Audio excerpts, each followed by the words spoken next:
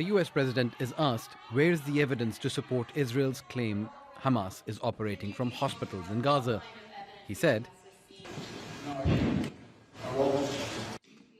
"This is a grab bag." Hours after the raid on Al-Shifa hospital, Israel's army deleted this video, but then reposted it without the words, undeniable truth. In the previous video, where the laptop isn't blurred, it appears to show the image of an Israeli soldier in uniform. Social media users are asking who placed that laptop there, and where are the alleged Hamas buildings? The red buildings, as I mentioned, are buildings that Hamas is using. Doctors and medical staff have rejected claims made earlier by the Israeli army, with some describing them as fabricated propaganda. Since Wednesday, the Israeli army has yet to show any proof of a Hamas command and control center that it's repeatedly used to justify its attacks on Al-Shifa hospital.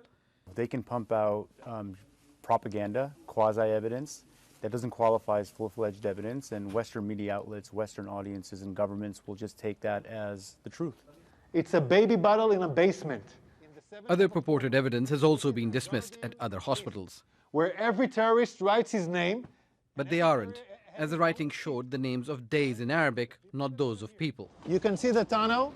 And what the Israeli army described as a tunnel was reported by Palestinians to be an elevator shaft. This hatch Israel claimed was the entrance to a Hamas tunnel turns out to be that of a water reservoir at the hospital. And Al Jazeera has found this video showing the construction of the reservoir. Their track record began on October 7th with the inflated numbers that were killed, which were disproven, and then second, things like people being raped and babies being beheaded. All of the photos they produced suggesting those things were untrue. But again, I think that it's tied to the idea that in the West, people are conditioned to believe that the Israelis are one of them. They see themselves in the Israelis. So even though the propaganda is really thin and the evidence sometimes non-existent, we're still conditioned to want to believe the Israelis because we see ourselves in them. While US officials were saying it shouldn't be about an IDF reoccupation of Gaza as a long-term governance solution.